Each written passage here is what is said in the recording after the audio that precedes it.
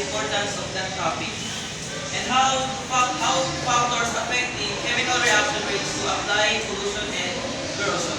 Let's start with our discussion on what's pollution and corrosion. So, let's dive into this. Pollution and corrosion are two big problems that happen caused by chemical reaction. Pollution is when harmful material gets into the environment. Harmful materials are both pollutants.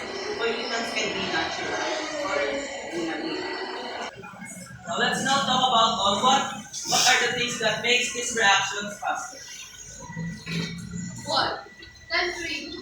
The hotter it is, the faster chemical reaction happens, which makes pollution and corrosion worse. So the example for this given, which is temperature, example is in factories, heat speed up how gases react with the air, causing acid rain. 2. Concentration. The more chemicals there are, the faster the reactions happen.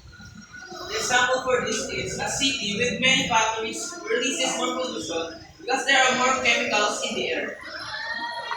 3. Catalysis. These are substances that make reactions go faster without being.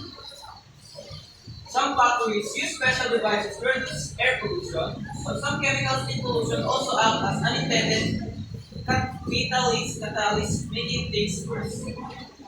Service is the more a material is exposed, the faster it grows. The last one is surface area. Example for this is small metal pieces rust faster than a big metal sheet because more of their surface touches the air. Let's now dive into what are the connection of this topic to child labor. So, how are they connected? Many industries that contribute pollution and corrosion, also operations, often prioritize profit over safety, leading to harmful effects on the environment and workers. So, we have two examples for this. First is health hazards. Children working in these industries are exposed to dangerous chemicals like lead, mercury, and sulfuric acid. Next is poor working condition. Many child laborers work in unsafe environments with minimal protection, making them more vulnerable to accidents and exposures to hazardous substances. So, in conclusion, corrosion and pollution are big problems that harm environment and people. But if we understand how chemical reactions work, we can find ways to slow them down and prevent damage.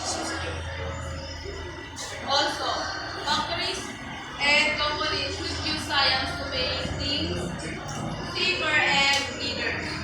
They should also be fair to their workers and not harm the environment just to make money.